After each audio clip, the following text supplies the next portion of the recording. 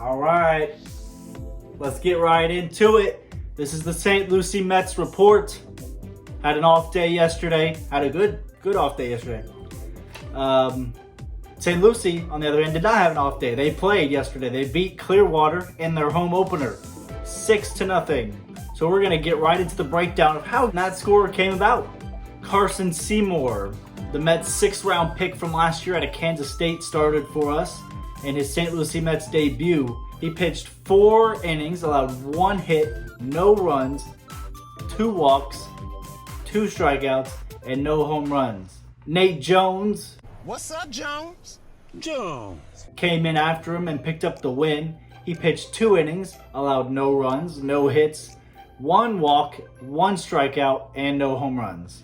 On the flip side of things, for Clearwater, Oswald Medina started for the Threshers. He pitched 3 innings, allowed 6 hits, 5 runs, 4 of those being earned, no walks, 1 strikeout, and no home runs. The game-winning moment kind of all ties into the theme of the game, which was bad play, for the most part, from Clearwater.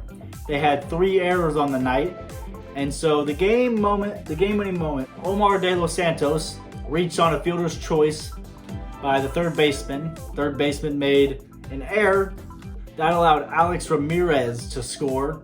At the time, that would put the Mets up 1-0. Obviously, that's all they would need, but they would go on to win 6-0.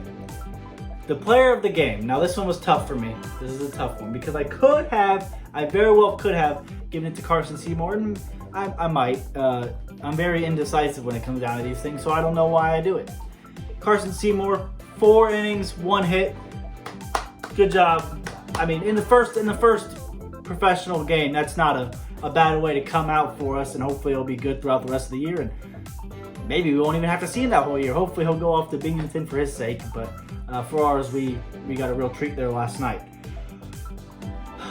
I would want to give the player of the game for the Mets to someone that didn't even play for the Mets.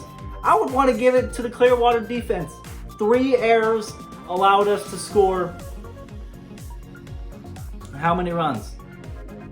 I don't know. They could have got out of the first inning. They allowed us to score 4 in the first. We probably could have had maybe 1, maybe 2, and then they gave us 1 in the second.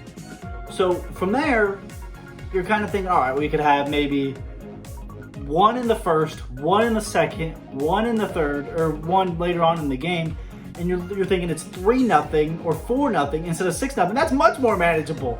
And so just make the plays that you need to make. And I understand I'm kind of ripping on these guys here, and they're still young, and they still have a long way to go before they reach the major league level, for the Phillies' sake, because I would not want that on my team either.